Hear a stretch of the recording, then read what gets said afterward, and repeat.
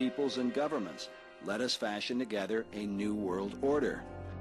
In 1994, Kissinger stated that the New World Order cannot happen without U.S. participation, as we are the most significant single component.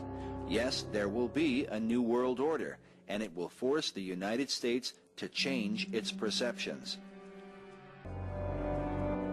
This New World Order goal is supposedly for the good of all mankind, as Nelson Mandela affirmed in the Philadelphia Inquirer in October of 1994, when he said, "The New World Order that is in the making must focus on the creation of a world of democracy, peace, and prosperity for all." Democratic leader Richard Gephardt in the Wall Street Journal said, "We can see beyond the present shadows of war in the Middle East to a new world order where the strong work together to deter and stop aggression." This was precisely Franklin Roosevelt's and Winston Churchill's vision for peace for the post-war period. Even President Mubarak of Egypt is quoted in the New York Times saying that the renewal of the Non-Proliferation Treaty was described as important, quote, "for the welfare of the whole world and the New World Order." Also, before the United Nations in 1979, Cuban dictator Fidel Castro said, "We must establish a new world order based on justice, on equity, and on peace." Mikhail Gorbachev, the former leader of the Soviet Union, made this rather disturbing association when he said, "We are moving toward a new world order, the world of communism. We shall never turn off that road." Perhaps most troubling of all is this quote from Adolf Hitler during the Second World War, who said, "National Socialism will use its own revolution for the establishing of a new world order."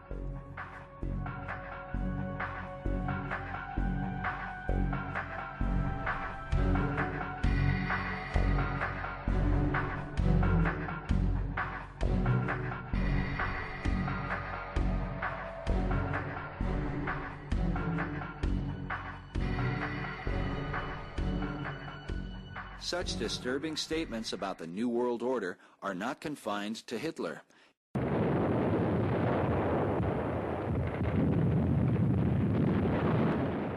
Historian Walter Mills, writing about World War I, described the efforts of Colonel Mandell House, the chief advisor to President Wilson, speaking of his hidden motive for involving America in the war.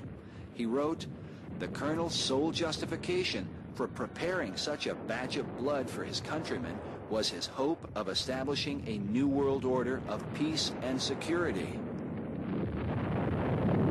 The Bible says, "The day of the Lord will come just like a thief in the night. For while they are saying peace and security, then destruction will come upon them suddenly, like labor pains upon a woman with child, and they will not escape." The labor pains or birth pangs a woman suffers during childbirth come suddenly, but not all at once. The contractions are usually spread apart at first and can continue for many hours. But as the labor reaches its climax, the contractions quicken until they come one right after another. This is the picture given in the Bible of how catastrophic events will progress as the day of the Lord approaches.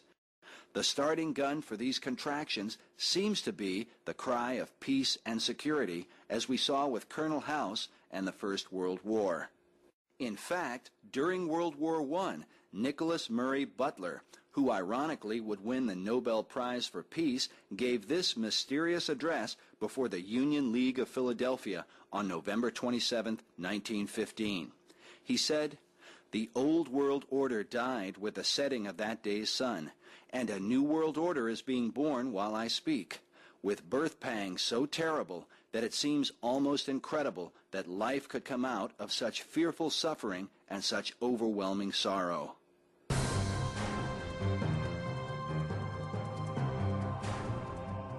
An estimated 16 million lives were lost during World War I. But the conflict to come would make the Great War pale by comparison.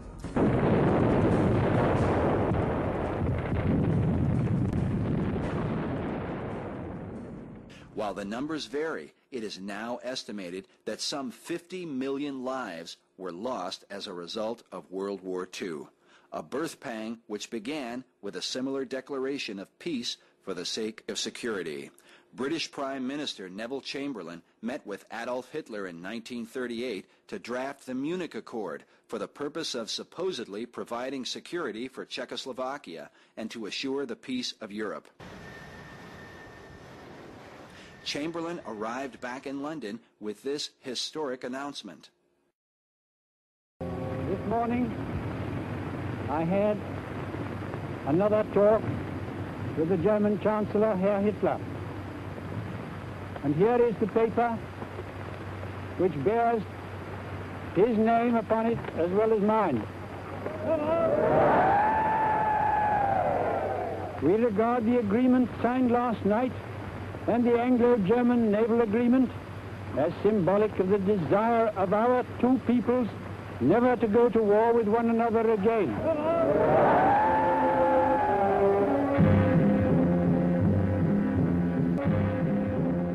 I believe it is peace for our time, he said. Go home and get a nice quiet sleep. So confident were the British, they posted signs saying, "Don't mind Hitler, take your holiday." 6 months later, Hitler violated the agreement when the Nazis invaded Czechoslovakia. In less than a year, World War II was officially underway.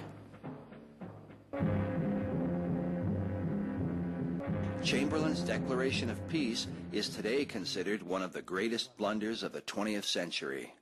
Can these events have been a foreshadowing of things to come? You be the judge as you consider this speech given by President George Bush Sr. when he spoke of the New World Order before the United States Congress in 1991.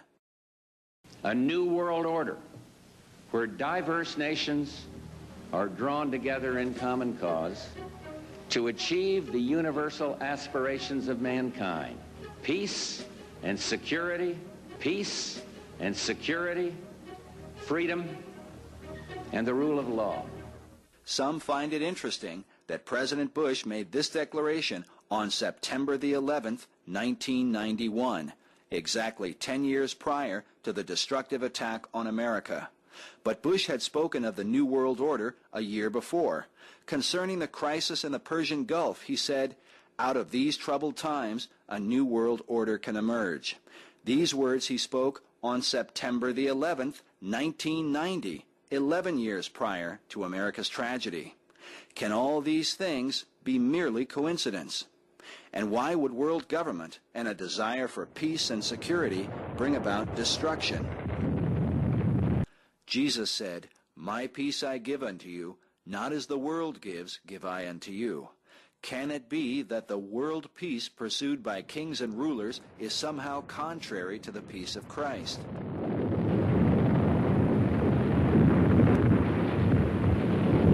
James Warburg of the Council on Foreign Relations, while speaking to the Senate Foreign Relations Committee on February 17, 1950, said, "We shall have world government whether or not we like it. The question is only whether world government will be achieved by consent or by conquest."